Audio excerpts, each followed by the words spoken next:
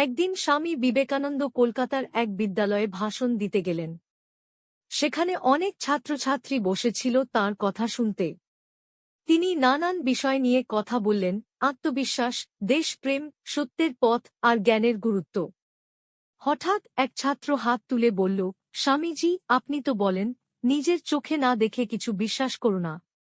কিন্তু আমরা তো বইয়ে অনেক কিছু পড়ি যেগুলো চোখে দেখা যায় না।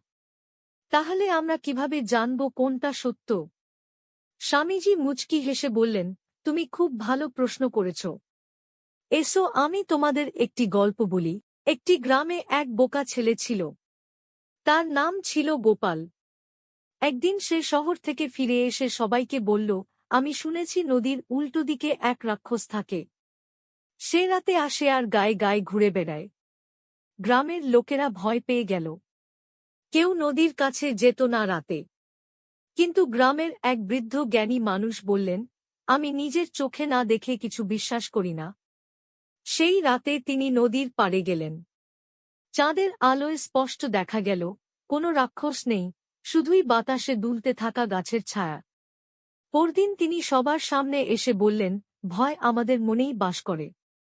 চোখে না দেখে, নিজে যাচাই না করে, শুধুই শোনা কথায় বিশ্বাস করলে আমরা ভুল করব। স্বামী বিবেকানন্দ গল্প শেষ করে বললেন, তোমাদের জ্ঞান অর্জন করতে হবে, প্রশ্ন করতে হবে।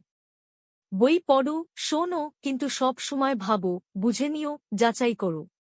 এটাই জ্ঞানের প্রথম ধাপ।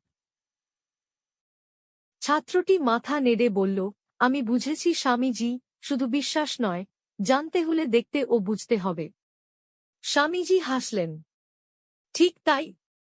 নিজের চোখে দেখো, নিজের বুদ্ধি খাটাও, তাহলেই তুমি সত্যকে চিনতে পারবে। ভিডিওটি কেমন লাগলো? সাবস্ক্রাইব ও কমেন্ট করে জানাও।